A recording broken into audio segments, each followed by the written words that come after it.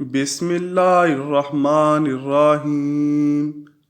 حضرت علی رضی اللہ تعالی عنہ کے دو ایسے عجیب اور عقل کو دنگ کرنے والے واقعات ہیں کہ جن سے یہ ثابت ہوتا ہے کہ کالا بدصورت بچہ کس گھر میں پیدا ہوتا ہے اور معذور یا کمزور بچہ کس گھر میں پیدا ہوتا ہے۔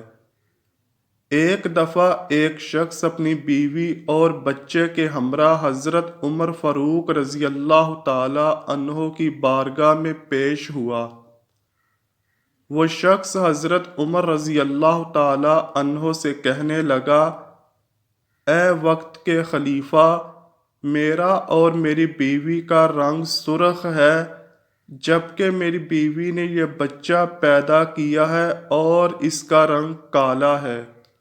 مجھے تو ایسا لگتا ہے کہ یہ بچہ میرا ہے ہی نہیں۔ میری بیوی نے ضرور کسی کے ساتھ بدکاری کی ہے جس وجہ سے اس بچے کا رنگ ہم دونوں کے ساتھ نہیں ملتا۔ وہ شخص بار بار اپنی بیوی پر الزام تراشی کر رہا تھا۔ بیوی روتے ہوئے کہنے لگی، اے امیر المؤمنین، میں سچ بول رہی ہوں، میں نے کبھی بھی امانت میں خیانت نہیں کی۔ یہ میرا خاوند ہے اور یہ بچہ اسی کا ہے۔ میں نے ہر وقت اپنے شوہر کے ساتھ وفاداری کی ہے۔ میں نے ہمیشہ اپنے خاوند کی موجودگی اور غیر موجودگی میں اپنی عزت کا خیال رکھا ہے۔ میرا شوہر مجھ پر یقین نہیں کر رہا۔ شوہر کہنے لگا، اے امیر المومنین، میری بیوی جھوٹ بول رہی ہے، یہ بچہ میرا نہیں، یہ بچہ کسی اور کا ہے۔ اگر یہ بچہ میرا ہوتا تو اس کا رنگ ہم دونوں جیسا ہی ہوتا۔ اس بچے کو دیکھ کر صاف صاف ظاہر ہوتا ہے کہ یہ بچہ میرا نہیں ہے۔ میری بیوی جھوٹ بول رہی ہے۔ بیوی مسلسل زاروں کی تار رو رہی تھی۔ خاوند اپنی بیوی کی ایک بات سننے کو تیار نہ تھا۔ یہ معاملہ بہت ہی پیچیدہ تھا۔ حضرت عمر رضی اللہ تعالی عنہ سوچ میں پڑ گئے کہ اس معاملے کو کس طرح حل کیا جائے۔ حضرت عمر رضی اللہ تعالی عنہ نے سوچا کہ کیوں نہ اس معاملے میں داماد رسول حضرت علی شیر خدا سے مدد لی جائے۔ حضرت عمر رضی اللہ تعالی عنہ خاوند، بیوی اور اس کے بچے کو ساتھ لے کر حضرت علی رضی اللہ تعالی عنہ کے پاس تشریف لے گئے۔ انہوں نے حضرت علی رضی اللہ تعالی عنہ کو سلام پیش کیا۔ حضرت علی رضی اللہ تعالی عنہ نے سلام کا جواب دیا۔ حضرت علی رضی اللہ تعالی عنہ نے دریافت کیا کہ اے عمر رضی اللہ تعالی عنہ، کیسے آنا ہوا؟ حضرت عمر رضی اللہ تعالی عنہ نے فرمایا، اے علی، ہم یہ مسئلہ پوچھنے کے لیے آپ کے پاس تشریف لائے ہیں۔ حضرت علی رضی اللہ تعالی عنہ نے خاوند سے کہا، اے بندے، میں جو کچھ بھی پوچھوں گا تم اس کا سچ سچ جواب دینا۔ اس شخص نے کہا، ٹھیک ہے، پوچھئے، کیا پوچھنا چاہتے ہیں؟ میں آپ کو سچ بات ہی بتاؤں گا۔ حضرت علی رضی اللہ تعالی عنہ نے پوچھا، اے اللہ کے بندے، جب تیری بیوی حالت حیض میں تھی کیا تو نے اپنی بیوی کے ساتھ ہم بستری کی تھی؟ یہ سوال سن کر آدمی نے کچھ لمحات کے لیے خاموشی اختیار کی اور پھر کہنے لگا، ہاں، یہ بات سچ ہے، میری بیوی حالت حیض میں تھی تو میں نے اپنی بیوی کے ساتھ ہم بستری کی ہے۔ حضرت علی رضی اللہ تعالی عنہ فرمانے لگے، اے بندے، یہ بچہ تمہارا ہی ہے، بلا وجہ اپنی بیوی پر الزام تراشی نہ کرو۔ جب تو نے بیوی کے ساتھ حیض کے دنوں میں ہم بستری کی تو تیرا نطفہ تمہاری بیوی کے سیاہ خون کے ساتھ مل گیا، جس وجہ سے بچے کا رنگ سیاہ ہو گیا۔ اگر تم بیوی کے ساتھ حالت حیض کے دنوں میں ہم بستری کرو گے تو بچے کالے اور بدصورت ہی پیدا ہوں گے۔ اے شخص، آج کے بعد یہ بات اپنے ذہن میں رکھ لو کہ حدیث اور قرآن میں حیض کی حالت میں ہم بستری کرنا حرام اور سخت گناہ قرار دیا گیا ہے۔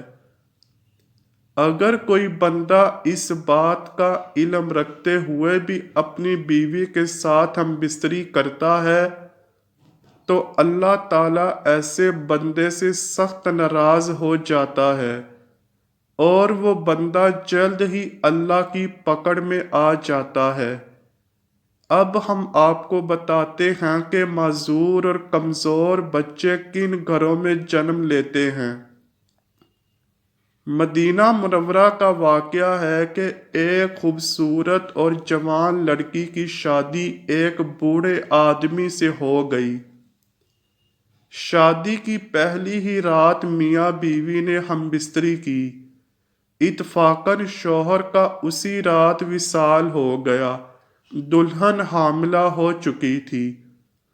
جب بیوی نے بچے کو جنم دیا تو لوگوں نے اس لڑکی پر طرح طرح کے الزام لگانا شروع کر دیے کہ اس کا میاں تو پہلی ہی رات انتقال کر چکا تھا، اس لڑکی نے جس بچے کو جنم دیا ہے وہ بچہ ضرور حرام کا ہے، اس کے خاوند کا نہیں، کیونکہ وہ تو پہلی ہی رات مر چکا تھا، پھر یہ بچہ کیسے پیدا ہو گیا؟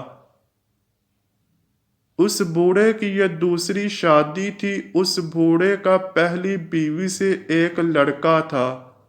اس لڑکے نے اپنی سوتیلی ماں پر الزام لگانا شروع کر دیا۔ وہ کہنے لگا اس عورت نے کسی کے ساتھ زنا کیا ہے، یہ بچہ میرے باپ کا نہیں، یہ بچہ حرام کی اولاد ہے۔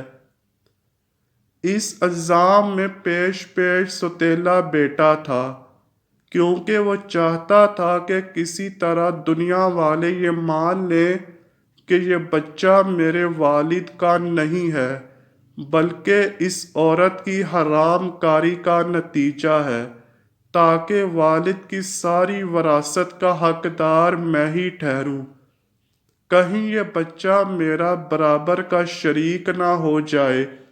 اس وجہ سے بوڑھے کے بڑے بیٹے نے اپنی سوتیلی ماں پر الزام تراشی کی کہ میرا باپ تو شادی کی پہلی ہی رات مر گیا تھا، تو یہ بچہ کہاں سے آ گیا؟ دیکھتے ہی دیکھتے وہ بچہ 4 سال کا ہو گیا اور چلتا چلتا یہ معاملہ بھی قاضی کی بارگاہ میں پہنچ گیا۔ بوڑھے کے بڑے بیٹے نے قاضی سے کہا کہ اے قاضی محترم، میرا باپ تو شادی کی پہلی رات ہی مر گیا تھا، یہ بچہ میرے باپ کا نہیں ہے۔ اس عورت سے پوچھا جائے کہ یہ بچہ کس کا ہے، میں اس بچے کو اپنا بھائی ماننے کو تیار نہیں ہوں۔ سوتیلا بیٹا کچھ گواہوں کو بھی اپنے ساتھ لے کر آیا تھا۔ گواہوں نے بھی یہی گواہی دی کہ اس کا باپ تو پہلی رات ہی مر گیا تھا، یہ بچہ اس کا بھائی نہیں ہے۔